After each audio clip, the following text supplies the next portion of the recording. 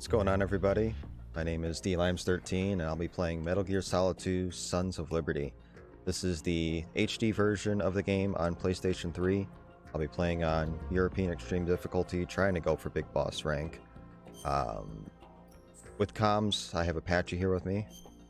Yo, I'm Apache. I'm a Metal Gear Solid player. He's a good MGS2 player, we'll put it that way. But I'll be playing on New Game Plus. So we're going to load a save to start with. It enables us to skip a 2.5 minute cutscene at the start of the bomb disposal section. And as soon as I select the game over condition, time will begin. So, you ready, dude? I'm more than ready. Alright, so time will begin in 3, 2, 1.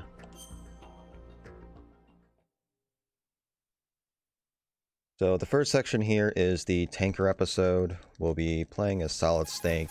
Basically our job here is to find out information about a new type of Metal Gear that the Marine Corps has supposedly built.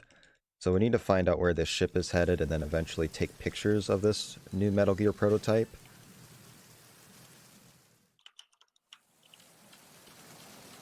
So European Extreme, you die in 3 hits. The guards' visions they're very good. They can see you from very far away. You have to be mindful of your ammo.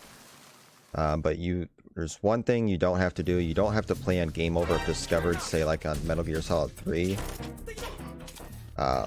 In order to get the big boss rank. So we'll be getting spotted quite a bit, but as long as we don't hear the alert chime or see alert in the top right corner, then we're still on big boss pace.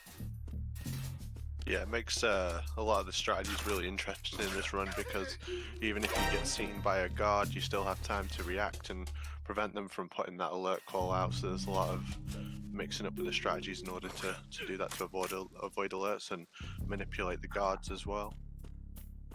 So here we're just getting up to the top of the ship to find out where it's headed, and then we'll be jumping into our first boss fight, which is Olga.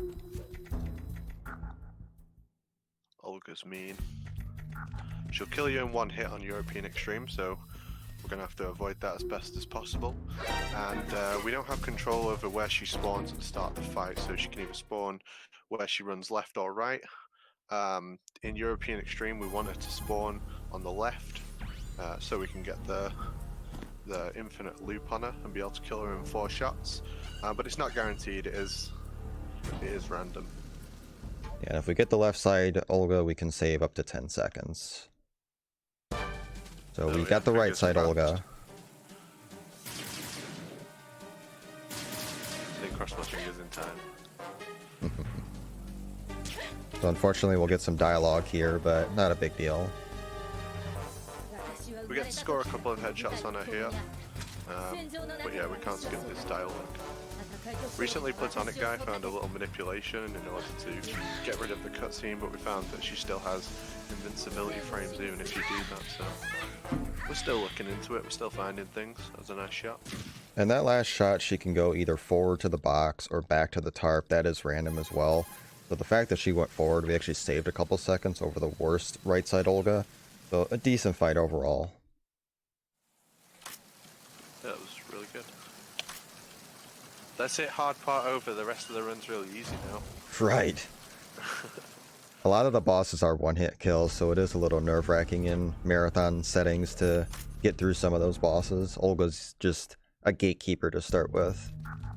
It's nice to get her out of the way nice and clean, no BS. Yeah, she's a tough old girl. Soon put you away if you stood in the wrong spot. This room's really interesting because he's going to do a little buffer by shooting the roof, and that will give him time for the camera to move and run around the guard and get to the load zone before the alert goes off as well. So you'll see that quite a lot, where we get out of rooms just before the alert call goes out. There he bumped into the guard, which meant his radio couldn't go out. If you interrupt the guard's hitbox, he'll stop what he's doing. Tons of tricks like that in this run. MGS2 is a very, very technical run. So this is engine room. This can be a very difficult room, and we're going to try to go for a fast engine room where we can avoid interacting with a guard and taking a shot towards the end of the engine room, but the timing is very, very tight. We'll see if we get it here.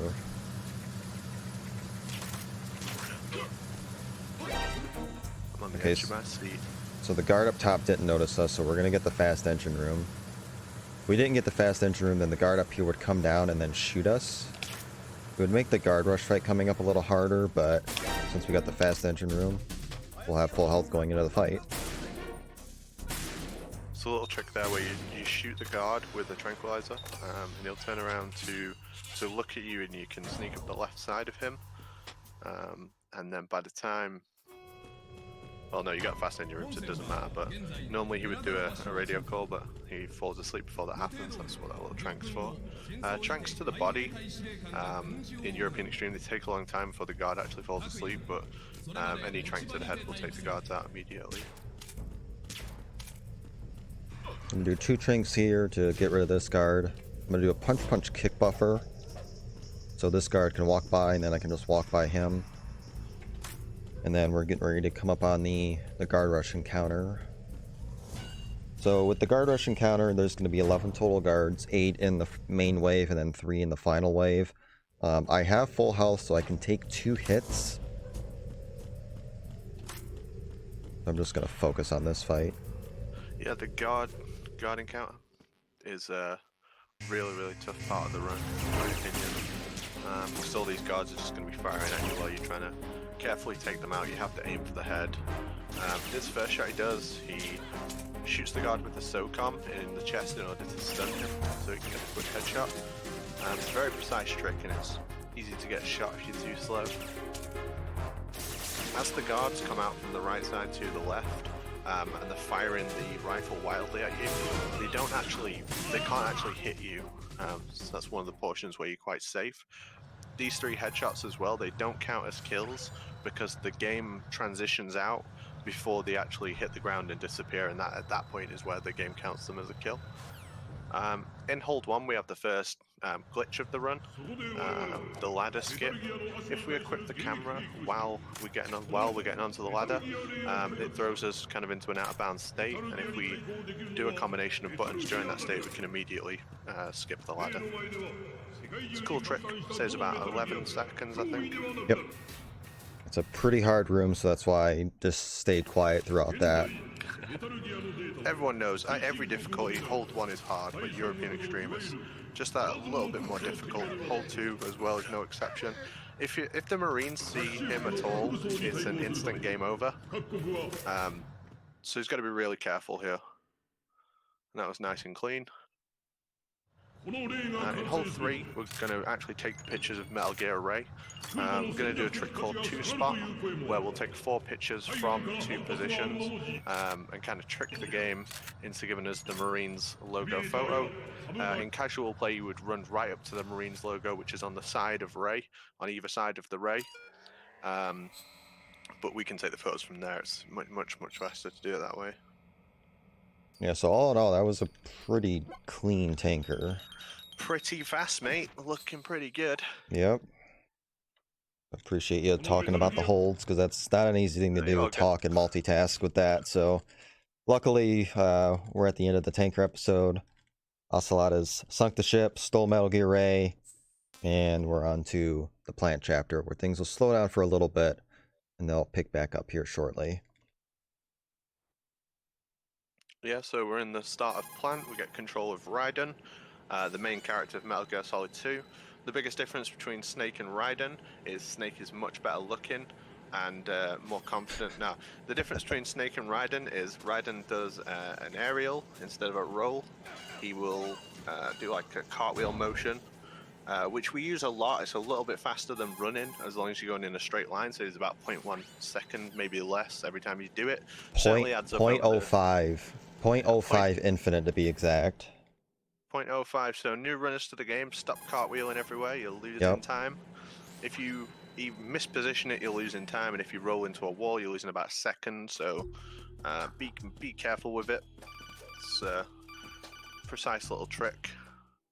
And you're going to see Limes is doing it as often as possible whenever he has space to do it, in order to save that a little bit more time. So yeah, Blue metal in the chat. 3 frames is what a cartwheel saves you. And it'll lose you hundreds of them. Yep. But it's also useful for scaling gaps.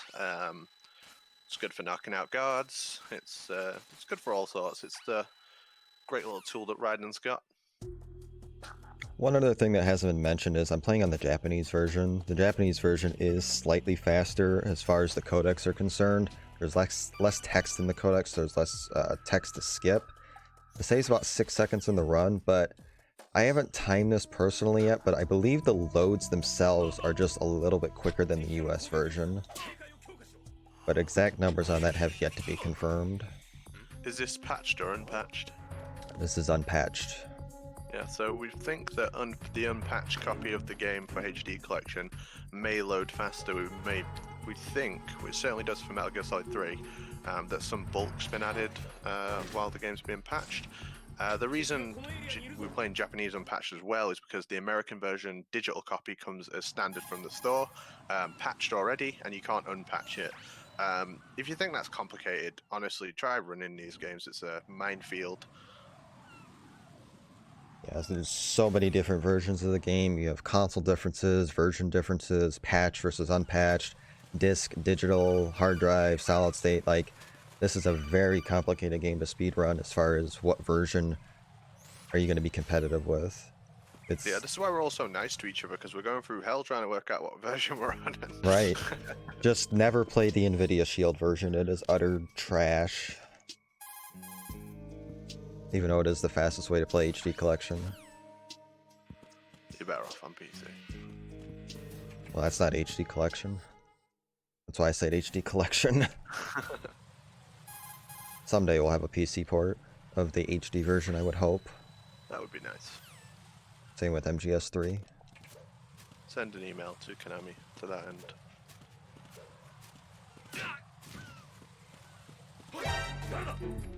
So yeah, AB connecting bridge, there's some panels on the floor. If we walk over them, it'll make a sound and the guard will turn around and see us, kick us in the face. We don't want that. So we can cartwheel over those panels on the floor in order to not make sound. Just another use of that cartwheel mechanic from Raiden. It's pretty useful, right? So here we met Pliskin. We're gonna see him throughout the run. He's gonna be helping us do some various things. Also gonna be a royal pain in the ass at times. Yeah, Pliskin, Lieutenant Junior grade, Navy SEAL. Yep.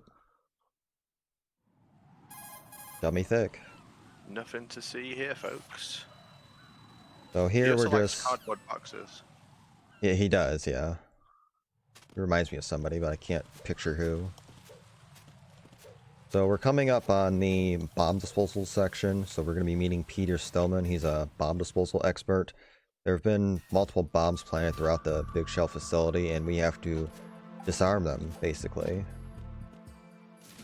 Yep, just get your bottle of Febreze, spray it on them, bam, the bomb is gone. That's how real bomb disposal works, probably. But yeah, normally this cutscene would be unskippable, as Lime said at the start. It's a 3-minute cutscene, but fortunately, because we're playing our new game, plus we can just skip on through that. I thought it was 10 minutes. No, I'm pretty sure. I think it's 6. Please feel free to post your predictions on how long the Stillman cutscene is in the chat. Nobody knows. Alright, so here I'm going to equip my SOCOM, the coolant spray, and then we're going to fire a warning shot so this guard doesn't shoot us, because we need all the health we can get. Take out a cipher here on this bridge, and be on our way.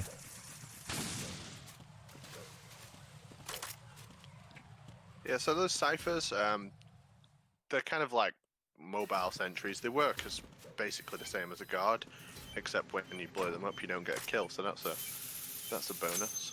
And if they spot you before you blow them up, it's instant alert. There's no, the cipher's gonna call it in or anything like a guard would. Yep. Just hold that guard up for fun. There was an old rumor that mech damage counted towards the big boss rank, but I think that's been dispelled now, right? The game does track it, but it doesn't matter how much you have.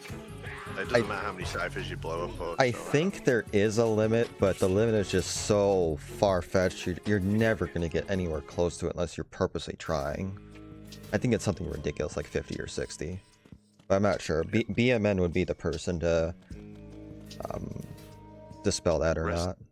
Resident stats man. Yeah, Yep. so we're gonna destroy some mechs in the early game and a lot of mechs in the late game. So if you like machines being blown up, don't worry, we've got stuff for you. I love this strut A roof trick. You essentially hold up the guard and roll into him, so when he stands up, he's not facing you anymore. Because if a guard sees you, while he's got his hands up facing away from him, he will shoot you and run off to make a call. So it's a really cool little trick, though. That was a super clean nut punch. Wow. You are the expert.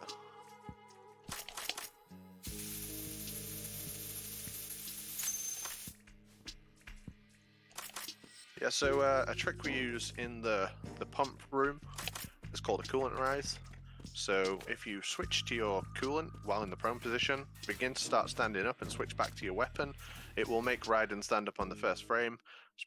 It's the fastest way to stand up, essentially. It's the oldest trick in the book as far as this game's concerned. The timing of it can be a little bit awkward, and those were really clean coolant rises there from Limes. It can catch you out if you do it too quick. Well, mess up with the menus there. Oh well. Oh, I thought you shot him in the head as well. No. I heard the radio. When you shoot that guard's radio, there is a risk you can bop him in the head. So we're going to throw out a chaff grenade here in Strut F. Chaff grenades prevent the alert call from going out, so they are very, very powerful in MGS2. Certainly more powerful than they are in MGS3, where we still don't know what they actually do in Metal Gear Solid 3, but I digress. We're going to do another little trick here in order to defuse this bomb. We can kind of get in the seams between the boxes in order to defuse that much faster. It's very tight, right? It's a very precise little spot that you have to get into in order to get that. Took me a couple tries to get it since it is a very weird spot, but most important thing is we didn't get shot getting out of there, so that's always nice.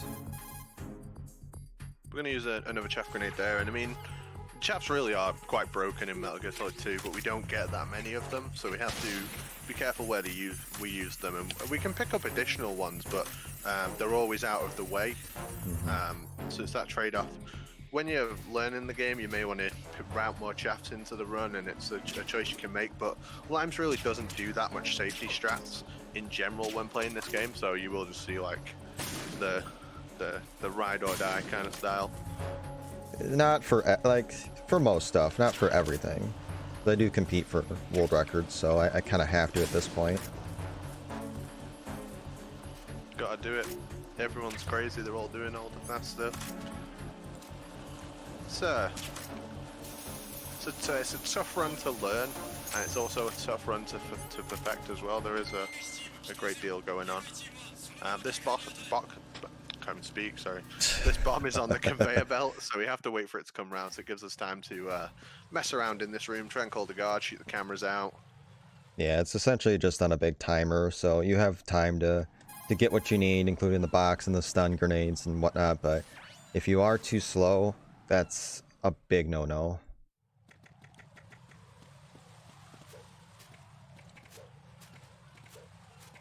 So here we're going to defuse a bomb underneath the Harrier for whatever reason. I don't know why they'd plant a bomb under their own Harrier, but who knows. That's a cool Harrier. I hope to see more of that later in the run. Yeah, it's an interesting piece of technology, I'll tell you that. Nice one cartwheel down the stairs. If you're really cool, you'll do one cartwheel down the stairs. It's just like I'd say a pride thing. Another trick we saw on that roof is Limes put a trank into the guard and then cartwheeled into him. If a guard has a trank anywhere on them and they get knocked to the floor, it's an instant, it puts them to sleep instantly.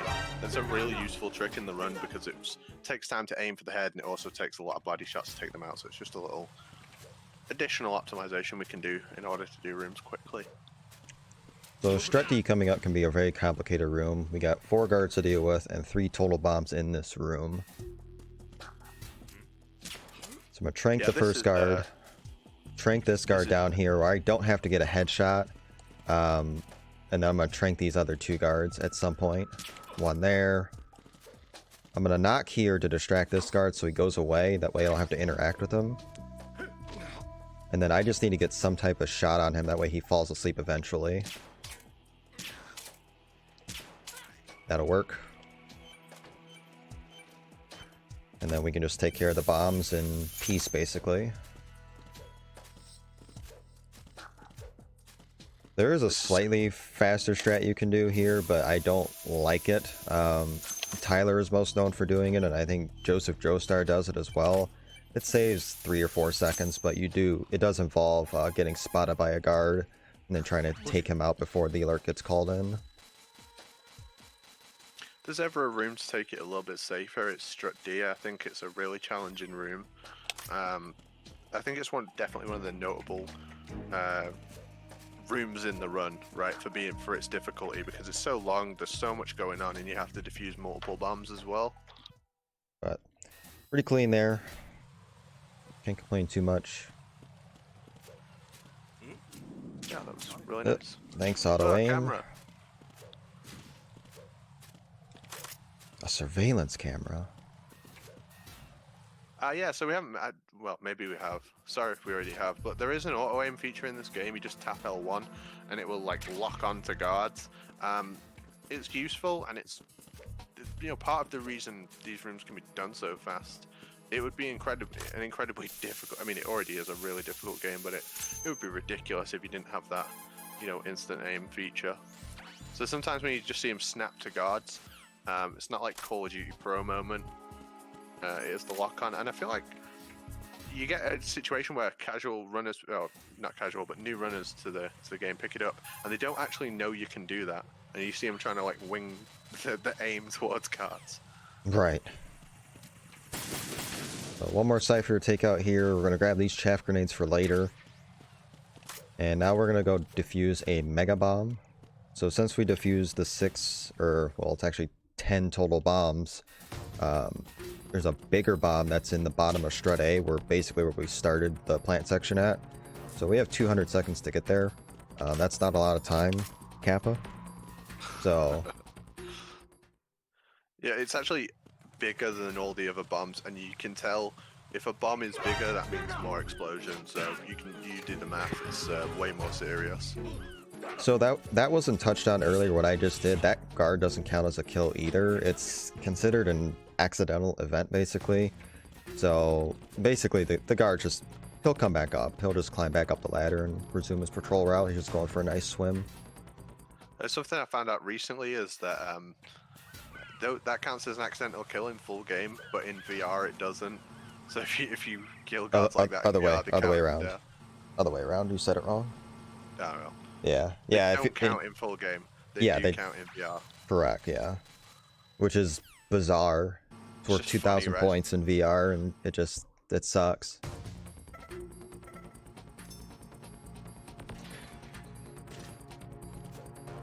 Going back into the deep sea dock.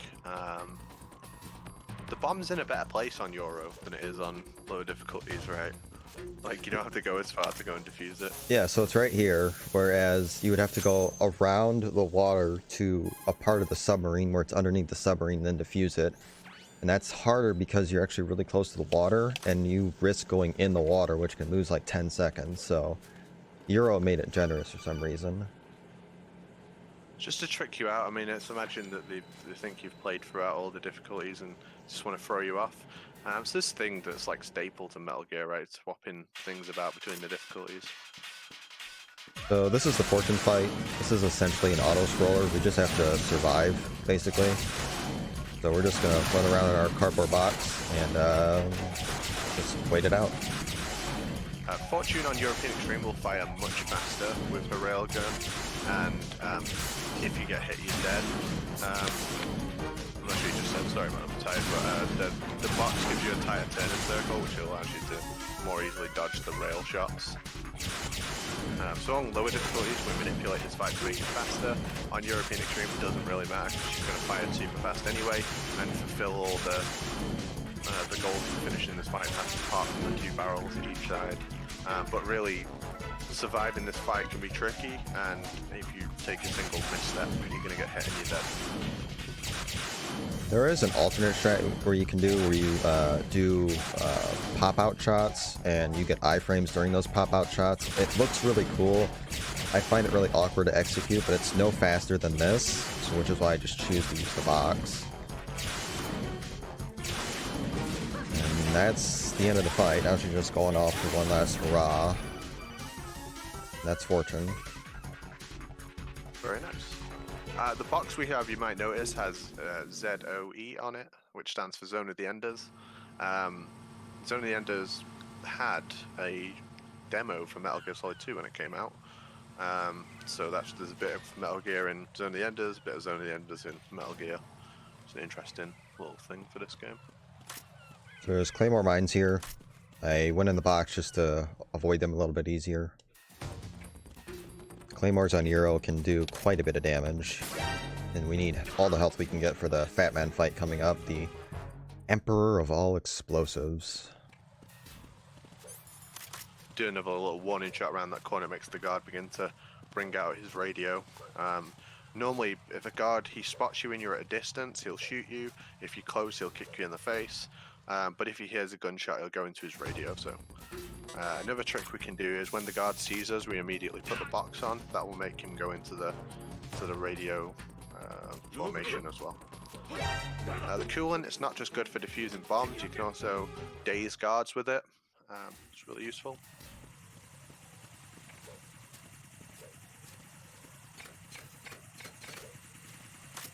Just spray them in the face.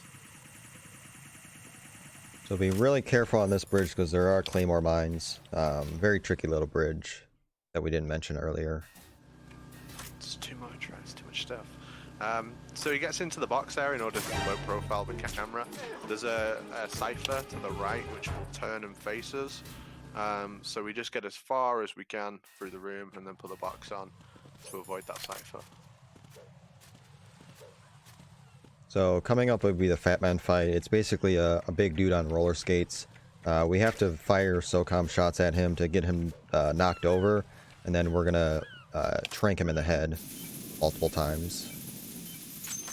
Yeah, this fight is absolutely no joke. It's really, really difficult. It's very easy for Fat Man to get away from you at the start. We're going to defuse a bomb, which will set Fat Man's position, and then we'll begin shooting him in the foot, and then tranking him in the head. You do get a tiny window where you can deal 2 trank shots while he's laid on the ground, but it is very precise. So you have to be really, really quick. What I'm just going to do here as well is shoot him with get the additional trank shot, then defuse the bomb before he lets him stand back up again, and that'll make Fat Man stand still so we can then get 2 additional trank shots. Now we're in the RNG phase where Fat Man will skate off in random directions, and the real trick here is to just not lose sight of him, not let him bump into you, because Fat Man does a lot of damage on European Extreme even if he bumps you.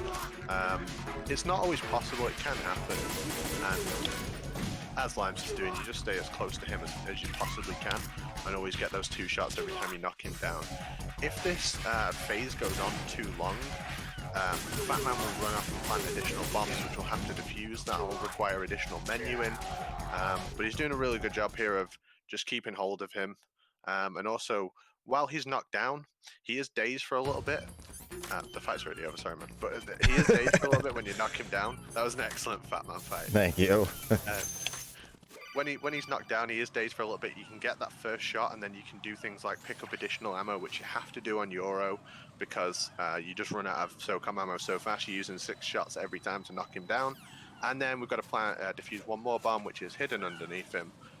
The way we position him, the way we pick him up when we move him, allows us to get the fast defuse on the bomb as well. I think I covered everything there. Hey, I feel like I covered everything, chat. I think you're good, dude. I'm just that fast. Holy So now crap, I think we're over 500 euros, by the way. Let's go. Wow, we are We're raising money for 503.86. Black Lives Matter, and we actually put this marathon together in a daydream like 3 days ago. Essentially. So, what an incredible geezer. I mean, so much respect for him doing this, and I mean, we got a day to go. Yeah, like amazing job, absolutely amazing job. Certainly is, for sure. So we met a ninja. We got a BDU outfit, so we're gonna disguise ourselves as a soldier, and we're gonna go meet an informant named Richard Ames. He's gonna hopefully tell us where the president is. So yeah. Yeah, one difference with anything higher than very easy is you have to go to strut F in order to pick up the AK, which is part of our Halloween costume that we're going to wear to the Shell 1 Halloween party. They won't let you in without it. There's a camera that checks your costumes good enough before it'll let you in.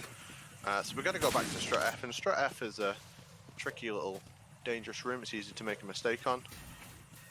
So I'm gonna do a punch kick buffer here so the guard looking over doesn't see me. And we're gonna go get the AK.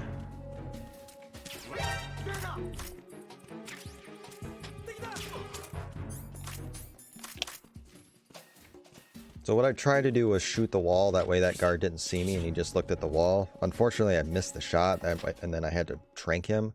Couple second time loss, but we didn't get shot, didn't get an alert. That's the most important thing.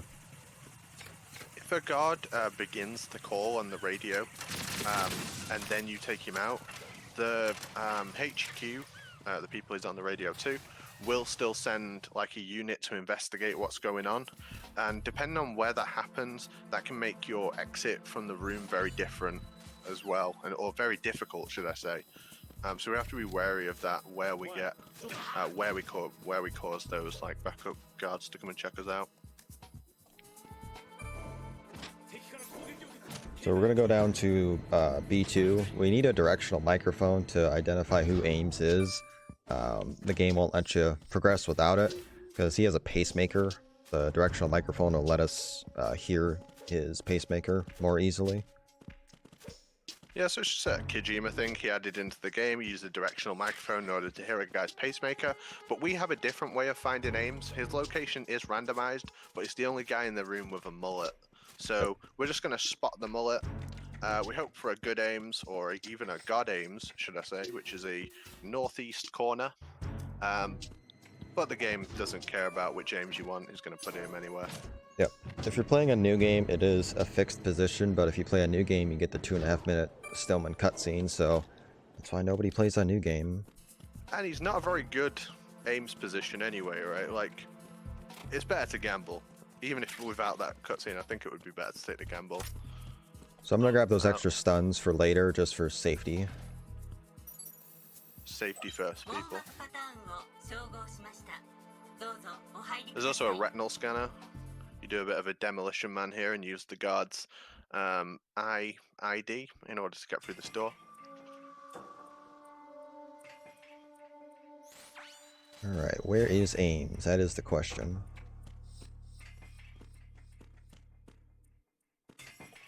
That is a good, safe Ames, and he is now going to eat the microphone.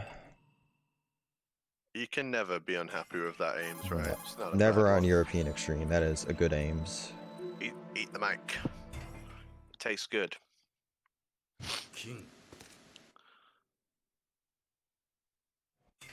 There was reports of Ames not spawning in this room once, but it turned out to be wildly inaccurate. He will always be in this room, right? Guaranteed 100% of the time. No exceptions for anybody. And I mean anybody. So now Ames is dead. He had a heart attack. Now we have to escape from the Shell 1 core.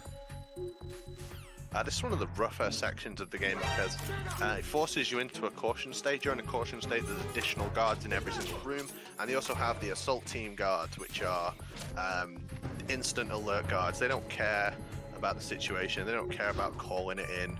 They don't care if you've thrown a chaff grenade. We're still going to throw one because we don't want to get an alert from the other guards, but there's an assault team guard right by the door that we're going to have to take out. Otherwise, he's going to give us an alert. We don't want that. So that's him gone. The rest of the room doesn't matter.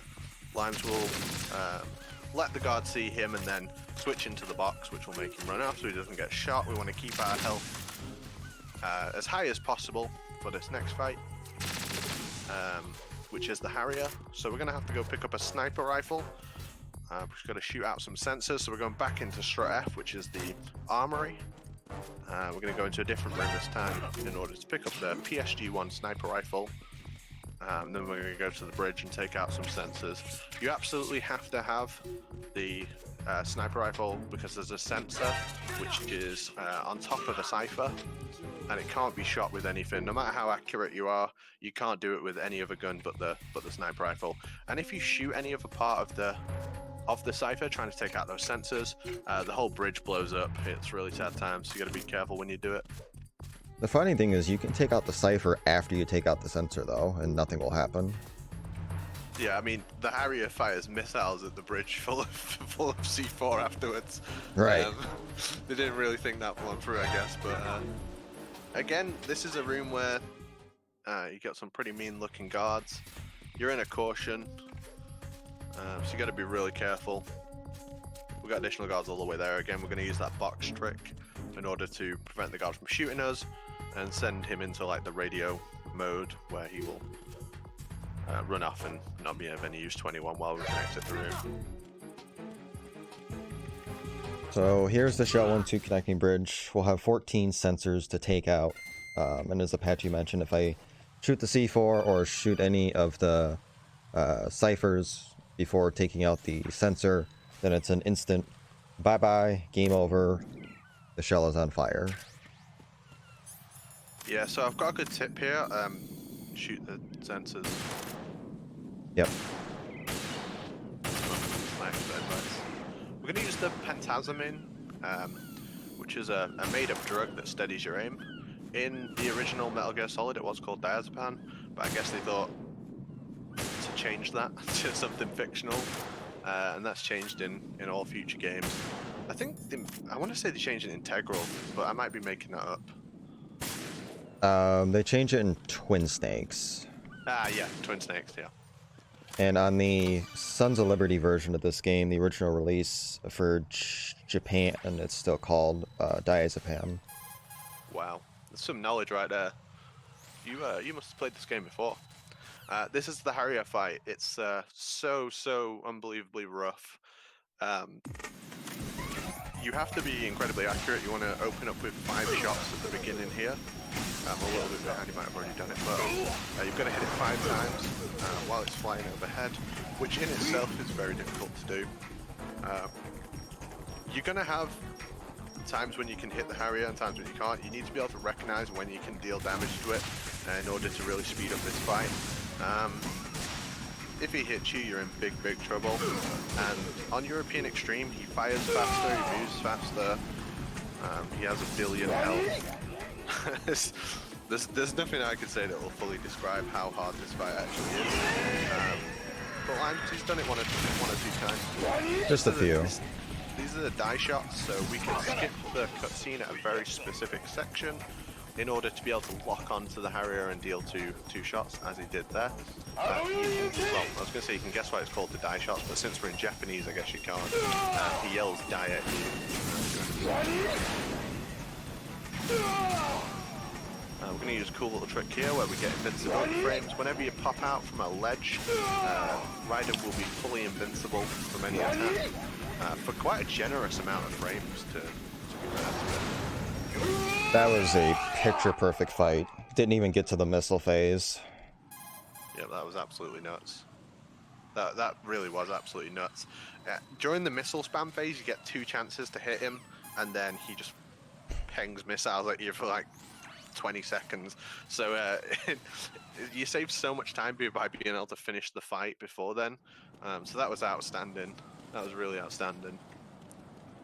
So that's the leap of faith. That looks way harder than it looks. Very easy to misjudge that and take an immediate death.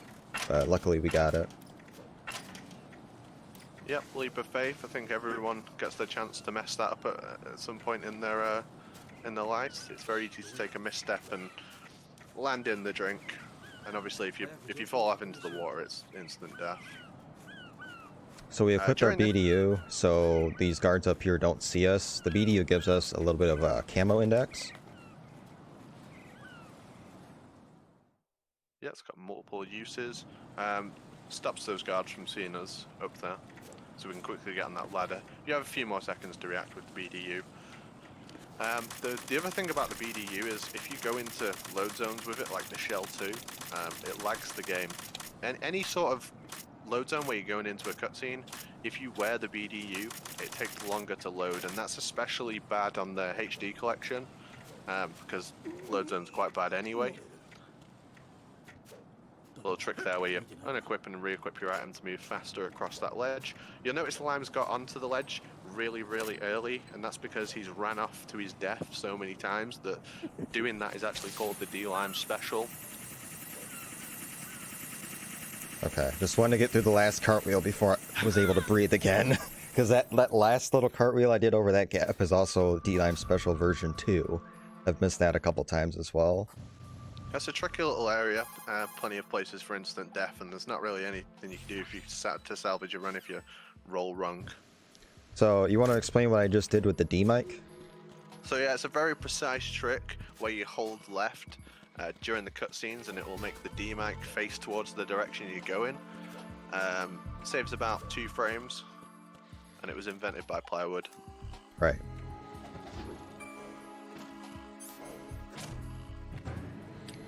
So we're at the facility where the president is. We need to pick up a Nikita launcher so we can take out the circuit panel from inside the room.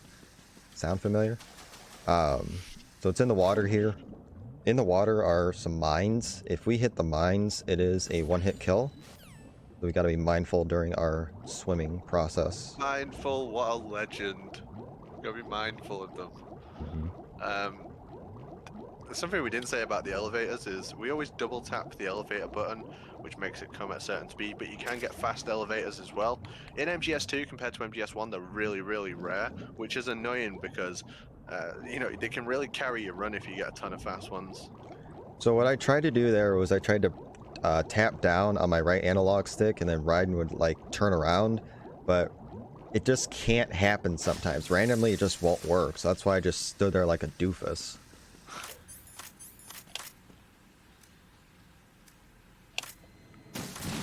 So the point we're at in the run, speed running wise, routing wise, is we found a way to get like instant frame 1 out of the waters, which we're still experimenting with. That's the sort of thing we're at to do time saves now, learning how to get out of the water on the first frame.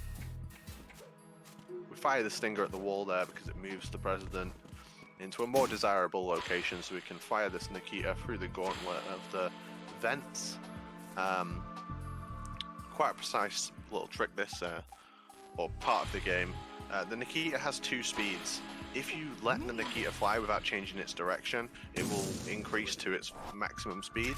There's a little timer in the top left corner that's counting down. That's how long you have to use the Nikita missile that you fired. But that was fine, you had tons of times left there. It was a nice Nikita. And one little thing is, I did a stinger shot as soon as I got out of the elevator to wake the president up, because if I didn't do that, he would be standing right next to the circuit panel, and if I were to try to blow it up, he would die. And another thing is, if you fire the Nikita and you, say, hit a wall or miss or something, it's going to be all sorts of time loss, because that's going to reset the president's position, and you're basically going to have to do the sequence all over again. A very tricky little room. So everyone's in suspense about what you're going to do next. What's going on? The answer is no. No, we're not seeing a swim glitch today, folks. So there is a ridiculously precise and difficult glitch to perform, which is a run killer. We saw it a lot. We recently had a Metal Gear Solid 2 tournament at MGSR, and we saw a lot of people going for it and a lot of people losing mucho time on it. It's essentially an out of bounds that allows you to get to the vamp section immediately, but it's hard and it's very easy to fail. So sane runners tend to shy away from it. Shout out to Raichu, he goes for it quite a lot. Yeah, I don't like the glitch personally. You have to go for it on very easy now if you want a top time, but in this category, even for world record, it's still not needed. And judging by what I'm doing right now, I don't want to do it.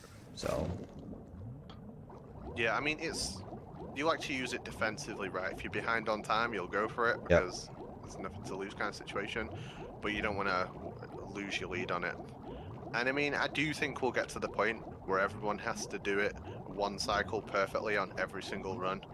We're not there yet, thank God. Yeah. I hope we never get to that point. This game's hard enough, right? Yep. So we're coming up to the next big boss fight, which is Vamp. Non-lethally, Vamp is a really difficult fight. We're going to keep him in a punch loop. So at the start of the fight, we'll trank him in the head with the M9. He will dive under the water. We will carefully place ourselves on the ledge. And as Vamp comes up to greet us, we'll begin punching him. We have to avoid his knife attack. We have to punch until his knife attack's about to come out, avoid it, and then begin punching him again. This fight really does look as hard as it is. It is a very, very tough fight to do. You've got to watch how many punches you do, and you've got to make sure you never break the loop. So if you do too many, you get hit, you're dead. It's a tough fight.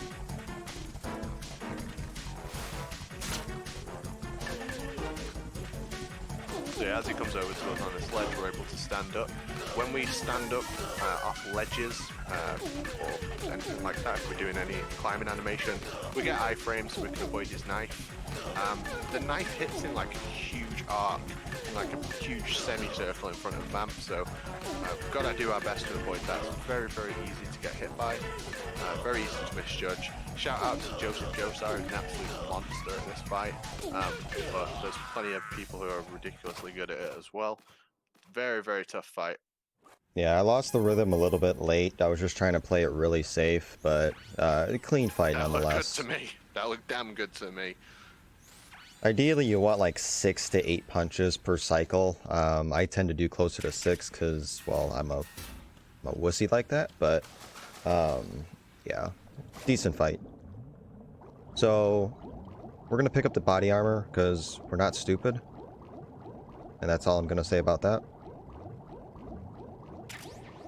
Because we definitely need it for the Tengu sections late in the game. Yeah, it's really about 9-10 seconds picking up the body armor. The body armor will allow us to survive multiple hits during Tengu 1. It will also allow us to survive machine gun fire from the Rays fight later. Without the body armor, the Rays will kill you in one hit. Tengu 1 is an absolute gauntlet of a room, and having that additional buffer of being able to survive is really, really good. So it's not just a matter of safety, it's a matter of like consistency. How many times, you do Tengu 1 100 times, how many times would you do it with body armor on, how many times would you do it without? The body armor is good. Yeah, for me personally, I will always get the body armor. There are some who choose not to get it. Hats off to them when they do get it, but it is very hard to execute without it. It's just not worth it to me. So we picked up a little friend here. This is Emma Emmerich. She's a computer hacker. And a royal pain in the arse, would you say? It's fair to say. Yeah. We're going to have to escort her out. She can't move without you holding her hand. She's scared of water. She's scared of bugs. She's scared of heights. She's scared of Romanian vampires. But we're going to do our best to escort her out of the Shell 2. She'll die to pretty much anything. If her health drops low, she'll just sit on the floor. She's a nightmare. Her oxygen gauge is also lower, which means when we're swimming in the water that we can swim for less time before we start taking health damage, or she starts taking health damage. On the way out here, we're also going to pick up the PSG-1T, which is a sniper rifle that fires tranquilizer rounds. That's so we can keep Big Boss, because during the oil fence section, we're going to have to take out a ton of guards. It wouldn't be possible without that. We'd have to kill them, or they would kill Emma. So that's why we pick up that, but it also gives us a little breather to give Emma some oxygen back, because we are going to let her take damage on the way out, and we can't let her health get too low. Again, the sea mines, if we hit any of those, the run's dead. The run's certainly not dead, he will finish it. But, well, yeah, I mean, the rank is dead. Yeah. So a little trick we do here for the sea lice is we'll take Emma as close as we can to them. If we take her too close, she'll run off because she's scared of bugs, and then we'll give her a big old hug for safety, and just hug her until she's safely in the elevator. There is a visual cue for that. When the camera changes, she's inside the elevator, and you can go press the buttons.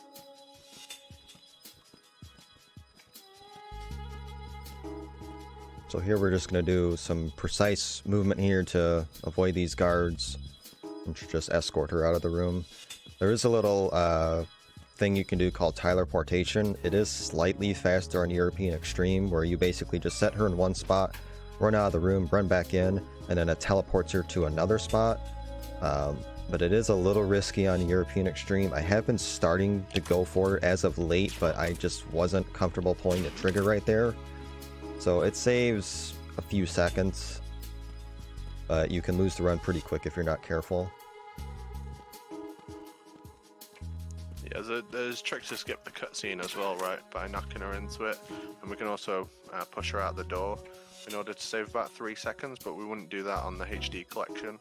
If you push Emma out this door and you're not holding her hand, it can softlock the game. So we ain't that desperate. Nope, and that would be basically rip run because I don't have a save near here, so not today, folks. But it is a trick that we do on PC, even in marathons, just because it's so safe. And I mean, I haven't seen it mess up on Substance yet, but you never know. So guard spotted us, but we threw a chaff grenade. He won't be able to call an alert. A couple of ciphers here won't be able to see us. We're gonna use the coolant to put out this fire. Third use of the coolant, fire extinguisher. So yeah, good for spraying guards, good for defusing bombs, good for putting out fires. Very useful. Oh, good for standing up as well. Not bad for a little spray bottle, right? Not at all.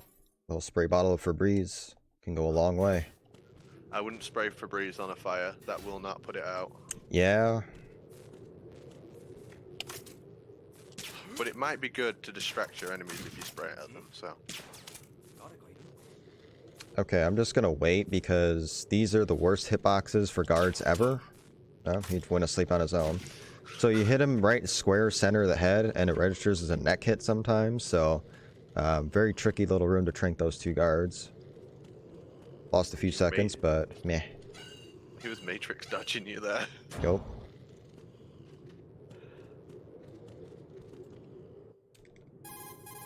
So we're coming up to the sniping section of the run.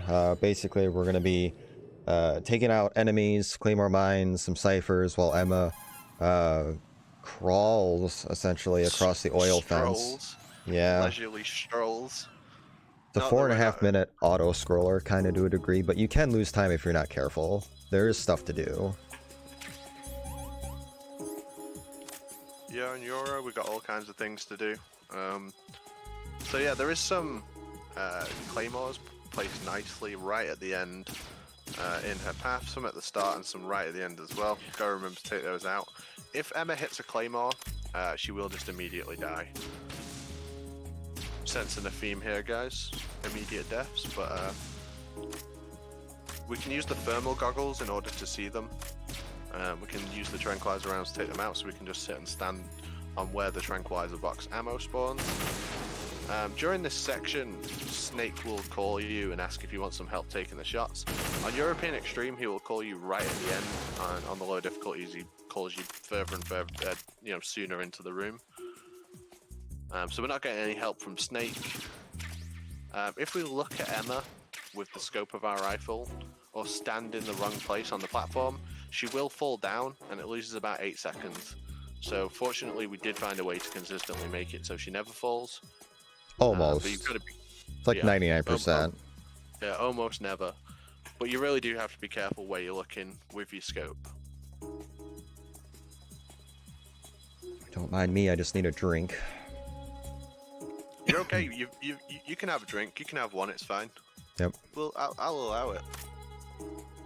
Doing well. Run's going good, man. There, we're just waiting for more stuff to spawn, basically. Yeah, we get this nice section of the game where it's a bit more chill, it's a bit more calming. Right before we go into end game, which is just an absolute gauntlet. The last section of this game really is tough. And I'm also standing in a particular spot where every time my PSG-1T ammo falls below 5 bullets, the ammo box will respawn, and I'll just pick up the ammo immediately. So I basically have unlimited PSG-1T ammo right now. Yeah, so there is a limit on the amount of shots you can fire for the big boss rank, just in case we haven't gone fully through this, but you can't have an alert, you can't have any kills, you can't have any continues, you can't so you can't do any of that, but you also must have less than, I think it's 700 shots fired. I believe so, yes. Which you won't really reach within the speedrun, but it is something to watch out for if you stood around firing rounds off. But yeah, it is the highest rank in the game. And the no alert thing, there are 3 mandatory alerts you can't avoid. So you'll see 3 alerts at a score screen no matter what, but you can't have any more than 3. We can't avoid them yet, but there is a bounty for a first person to find a sequence break or large skip for any Metal Gear Solid 2 version. I think it's up to, I want to say... It's up to $1,000. Yeah, so it's $1,000. If anyone fancies $1,000, break the game. Preferably this part. Do not break the Metal Gear Ray fight. Do not. The unskippable bit before it would be nice, but yeah. I like the fight itself. Don't break that portion, please. But yeah, if our community is metalgearspeedrunners.com. If you do want to get involved, if you want to learn these games, or you want to come and chat to us about nonsense about the run, or you want $1,000, come break the game. Join the Discord. We would love to have you.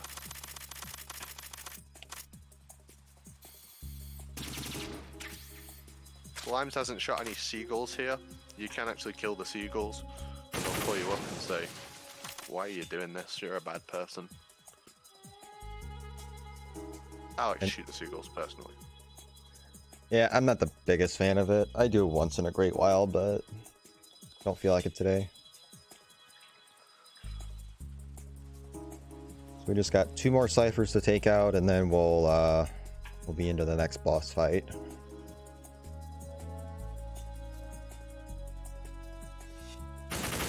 I think the music here is outstanding as well. It's one of the best pieces of music in the game.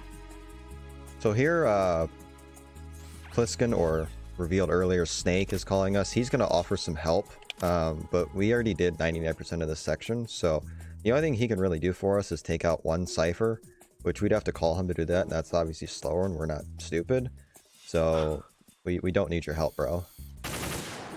Yeah, if you do call Snake during this section, after he's called you to tell you he's there, you just look down the scope and he just instant aimbots all the guards and ciphers. It's pretty funny to see.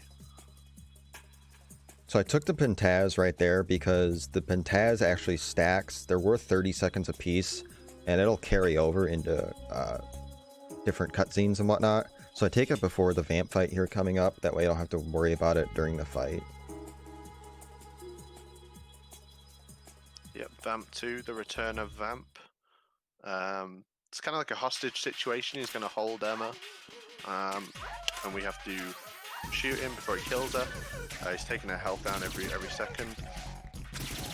There's a little trick here where we can aim for his shin, and then we don't have to change our aim to compensate.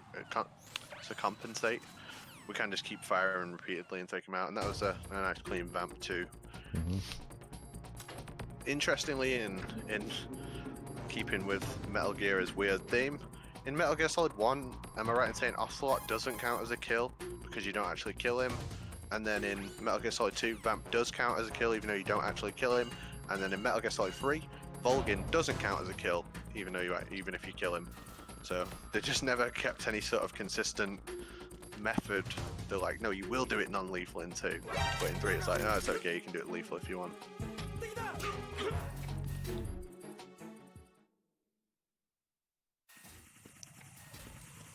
I'm gonna throw a chaff grenade here right away.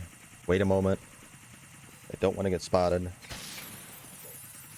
Gotta be careful on this bridge because however you exit the Shell 1 core is how this bridge is going to be when you come here for the final time. That was a pretty good bridge, not many panels were missing.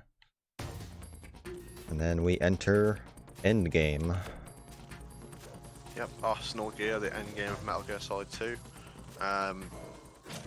The difficulty really ramps up in a lot of ways, especially for being killed.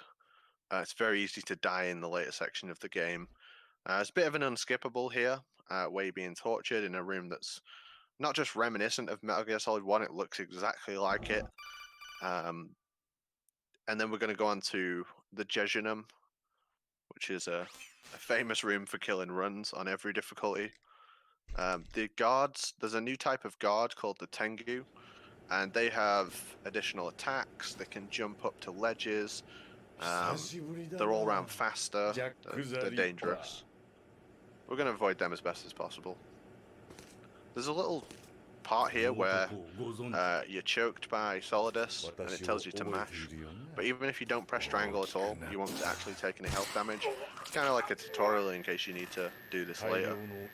Yeah, I'm not mashing. No need. But if you don't mash, it's also a good display of when you're going to go into the cutscene. You start skipping again. As soon as it hits the bottom, you're ready to start hitting X again. Kind of a scary little section of the game. I think Solidus' Japanese voice actor is really, really good as well. Very convincing. Agreed.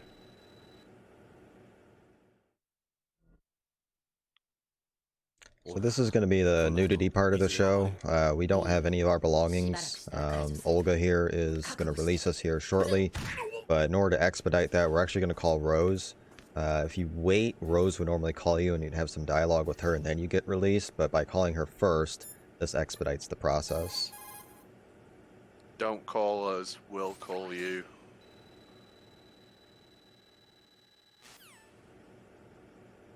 Gotta remember to press select to get out of the codec as well. I always forget that. Or mash X or circle. See, I'm just not that skilled. I just learned that recently from Platonic Guy. You don't have to... As if you knew about that, but you didn't know about pressing triangle in Tanker. Come on, Platonic Guy. Right. So we can get instant codecs. I haven't mentioned that, but if you hold select when a codec's coming in a lot of sections of the game, you can get it early or on the first frame. And there you really have to do it, otherwise that guard will see you. So because we got the codec so early, it allows us to run completely to the right without getting seen by that Tengu. You don't want to get seen by the Tengus. They're not calling in any backup. They're just going to go straight into alert mode and come for you. They can do little sweep attacks. They can jump right up to the platform you're on. They're terrifying, to be honest with you. And with the ominous music in the room as well. It's a scary little room. Plus we're naked, which means we can't hang off ledges. We can't do quite a few different things. And the other big issue is, this is European Extreme, so you die in 3 hits. We've already taken a hit because of Olga. She punched us in the stomach.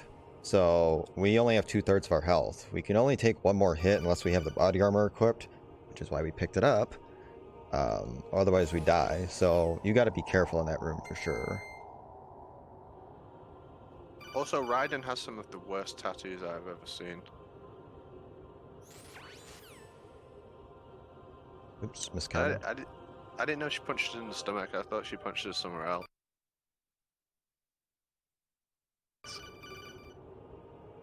Not.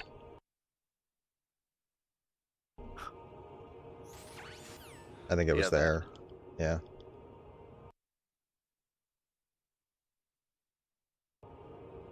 Had to get one in.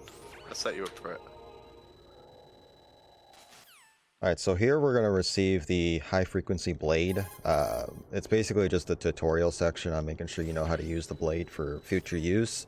So you have to swipe at least once in order for this hallway to progress. If you don't, then you're just going to sit here forever.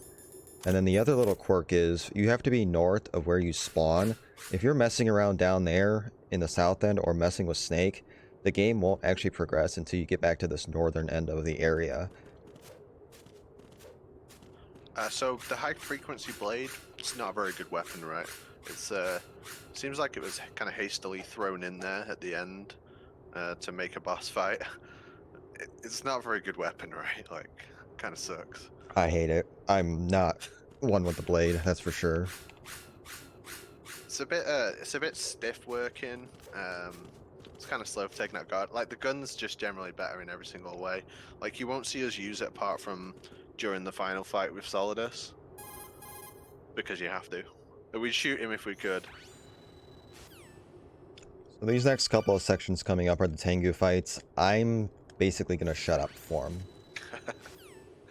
So yeah, Tengu 1.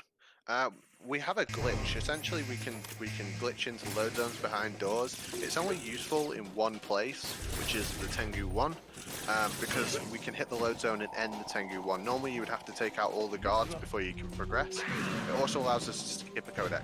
On European Extreme, normally any hit would kill us here, but because we have the body armor, we have a little bit of a buffer. We can take a few more hits from the guards. Limes is going to throw stun grenades in a pattern in order to be able to get to the end of the room while all the guards are still down, and then he can just run up to the door and quickly do the glitch. And oh god, he did it. Yeah, that was so rough. It's Oh Monka my for god, sure. that was so rough. Why'd you make me commentate that? That was so close to death. Here we're going to gain a little health back. If you're bleeding, you can crouch on the ground, and this is Tengu 2. We have a skip for this room as well, so we're going to bob a snake in order to be able to grab a Tengu and choke him. Now we're going to rhythmically choke the Tengu in order to... So essentially we're going to choke him for long enough so the game recognizes that there's still a Tengu from the first phase too far into the fight, so the game assumes it's got stuck or something, and it lets you progress through this fight. The biggest problem here is we have no health. We're relying on Snake to kill all the other Tengus, which he does a good or bad job depending on RNG. Snake can die during this section. A Tengu can run into this room at the back here and shoot us.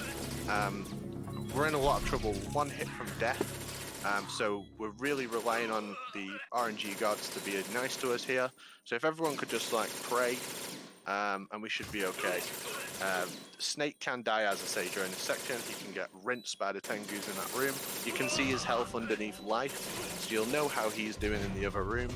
And we're just gonna hug this Tengu in the corner and hope for the best. And after we've successfully done the Tengu choke, we're incredibly vulnerable because the Tengu is going to drop to the floor, and we're on our own stuck in this room. Snake is in this room with us as well. This doesn't always happen, but this is like the worst possible situation. You don't want Snake in this room with you. So you can see, let's go. Let's go. Oh my god, I was so nervous. That was awful. I am breathing the biggest sigh of relief right now because the next two boss fights coming up, Solidus is okay. This is my sanctuary. This is my home, my favorite fight so far of the games I've played in the series. Like, I love this fight. This is... Do it. I put up all you want. Raze is an incredibly hard boss. No one except this guy would say it's easy. Feel free to hype it up all you want for yourself, man. You've got to do it. It's so hard. You've got to kill 20 Rays or the equivalent in health damage. There's 3 Rays all at once, attacking you.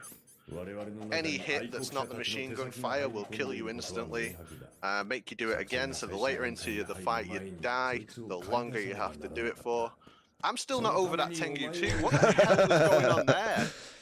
Oh my god. Oh, Everything man. bad that could happen happened. You got like the late grab on him and took hit. You were 1 hit from death. Snake came into the room with you. You had that P90 guard sneaking up on you looking like he was about to blow your face off with it. That was so horrific. I can't believe you made me experience that. But yeah, it's not over. Oh, that's not good.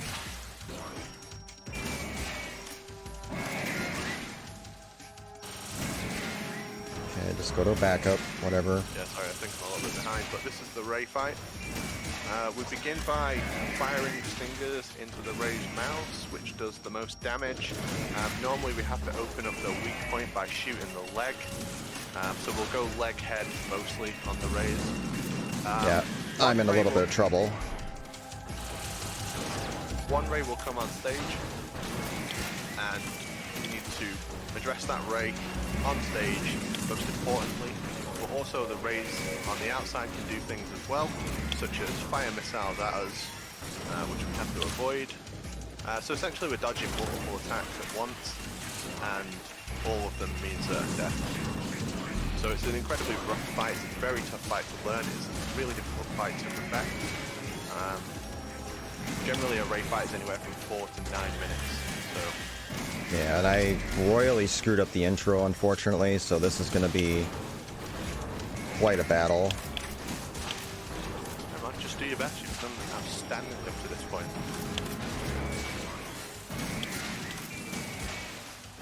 But yeah, we want to be in a situation where the rays aren't split out about the map, because the Stinger has to fire longer, or it has longer to travel before it hits them. Obviously, while the rays are being hit stun from the Stinger, they can't do things to us. They can't fire their attacks at us.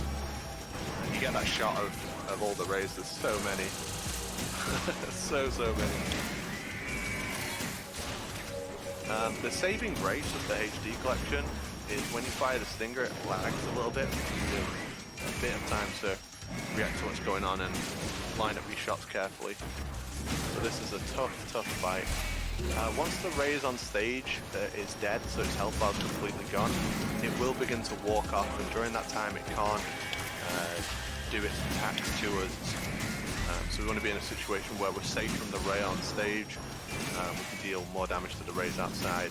When it jumps on stage, when a ray jumps into the center, it can land on top of us, hurt us. They can also stomp if we stand too close to them as well. So yeah, tough fighting. I'm sweating and I'm just watching it, so. I'm actually quite furious, personally, for my own reasoning. Can't win them all, man. Can't win them all, man.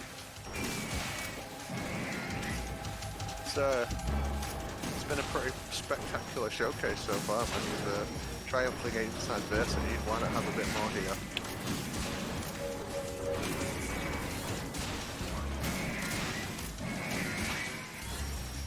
It's been a long time since I've had to do this fight like this. There's normally a loop that we would do to keep them in a corner, basically, and keep them locked down, where they would do 0 attacks, and it's significantly faster. But I screwed up the intro for some reason. I don't know if I just didn't hear right or if I was just screwing around too much, but it's going okay. This is not a terrible fight. This is an amazing fight, like, be real. This is a hard boss. And yeah, so we're trying to keep it under control with dodging multiple attacks, and so you're gonna have moments where you're able to fire, and moments where you've really got to dodge the oncoming attacks. I think at this health a machine gun hit will kill us as well. So, no, at this health I can do 1 machine gun hit as long as I have the body armor on. living, guys, living. But yeah, anything like the missiles or the I-beam, I'm not sure what it's called, plasma cannon, that's just going to one-shot us. We also have a situation where if you hit the ray in the leg and he faces his head away from us, we can still hit it and we'll do what's called a hook shot. So we'll fire the Stinger out and then lock on late, and the missile will curve round in order to hit the target.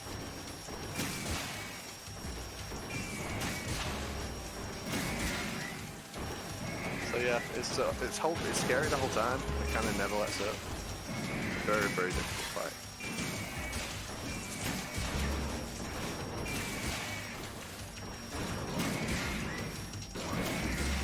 See a curve shot there as well. Very, very nice.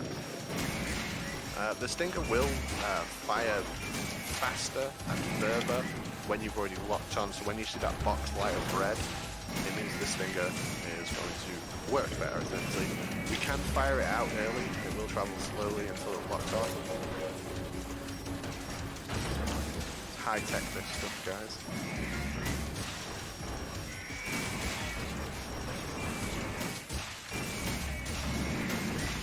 have sneaked a bit of a cheeky loot back here at the end. Got two rays pinned down. The situation we want to be in is where we can keep all the razors close together and just deal as much damage. Get your DPS as high as possible. When the ray does its plasma cannon, it opens its mouth so it is vulnerable for like an instant headshot during that phase and deal a lot of damage. So we're coming into the D section of rays, leading towards the end of the fight. It isn't endless, although it sometimes does feel like it. I think when you first start to see the E's appear, we're right near the end of the fight.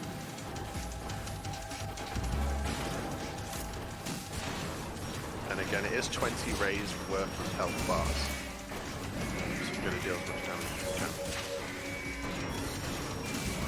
20 is a lot, right? It's a lot of... It really is. It's a lot of mechs. There are times where I wish there were more, but not in this situation. Not today. Nope.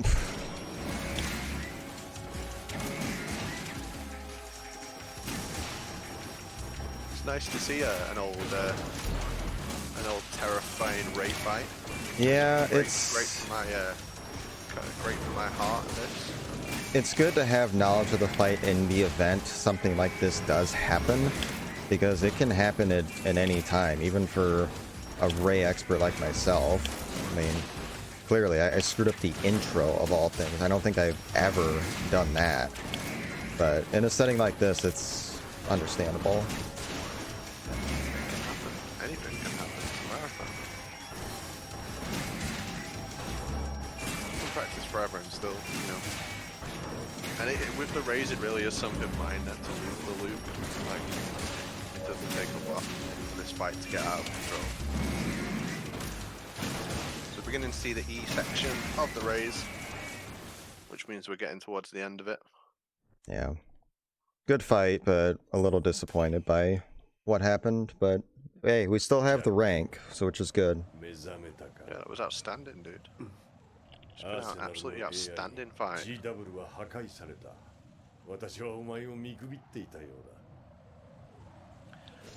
get the torture section now. We're gonna get tortured for real this time. It's no foolsies. We're gonna get choked out. On the HD collection, this fight is nerfed. On Substance European Extreme, this torture section was so unforgiving that they had to reduce it a little bit in order to make it, you know, achievable by everyone and not just a select few people who can mash at 1,000,000 miles per minute. If we lose any health during this section, we take that amount of health into the Solidus fight. So it's really important not to lose any health here. Lime should be fine. He's a good masher.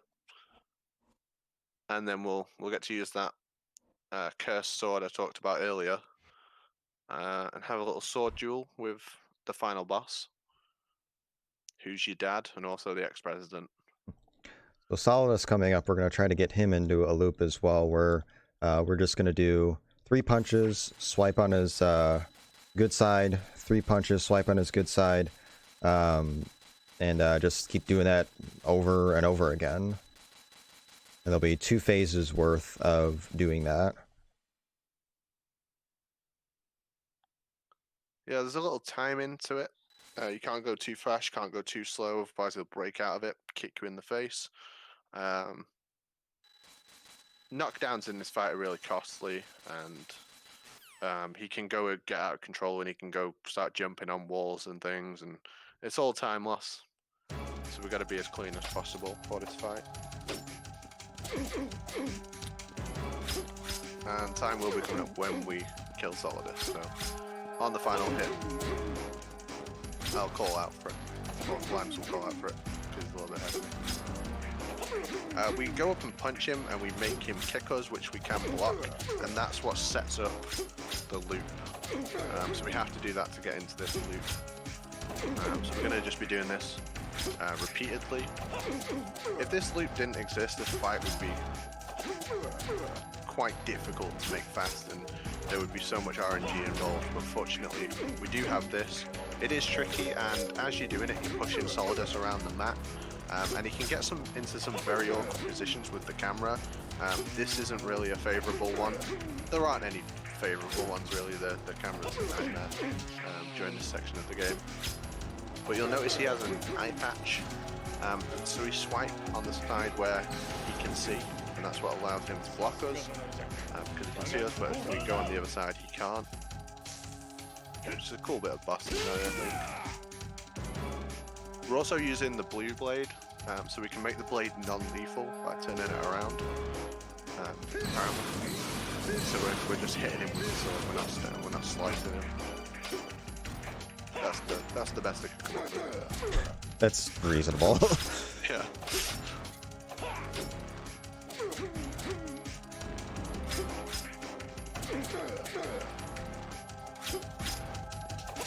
It's a bit of unfortunate RNG there. We want him to do what's called the people's elbow, where he slightly comes at us and he throws his elbow out. If he does multiple slashes, it's a little bit slower, but we can't control that. It's all RNG. Yeah, there's a lot of little mini RNG elements of this fight.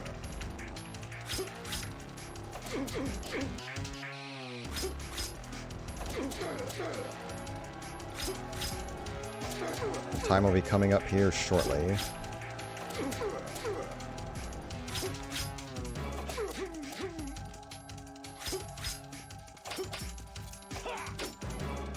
And that is time. Well done, man. Thanks. That was an outstanding run of Metal Gear Solid 2 and second big boss in a marathon, I want to say. I believe, yeah. I think I've done 2 of these solo runs, and both of them have been big boss, and both of them I've screwed up the Ray loop for some reason. So my sanctuary of a fight, and I screw it up twice. That's what you call screwing it up, by the way, doing it perfectly first time without dying. That's a screw up, apparently. Right. Yeah. Standards, man. Standards are high. They are high. That's an incredibly hard game to get big boss in just casually. Even harder to do in a speedrun. That really was outstanding. It was awesome to watch. So thank you for having me, dude. Yeah, and thank you for, like I said yesterday, everybody involved in putting together this marathon. I mean, we're at $503 right now. We're already exceeded our goal. So hats off to everybody who's donated, everybody who's watched, everybody who's helped out with restreaming and whatnot. Definitely couldn't have done it without you guys. And it's definitely been a pleasure to be a part of, for sure, for such a great cause, and just a nice little bit of entertainment for what's going on in the world right now. It's definitely a blast to do this kind of thing. So thank you for having me, and that'll be it for me. So but if you do like Metal Gear games, speedruns, stuff like that, be sure to visit MetalGearSpeedrunners.com. If you like what I do stream on Twitch. My handle DLimes13. I do stream on a regular basis, mostly Metal Gear Solid 2 and a little bit of 1 and VR here and there. So be sure to drop a follow if you want to check some of that out. But I will hand it off to the tech people, and we'll get ready for the next run. So, good night, guys. Thanks, guys.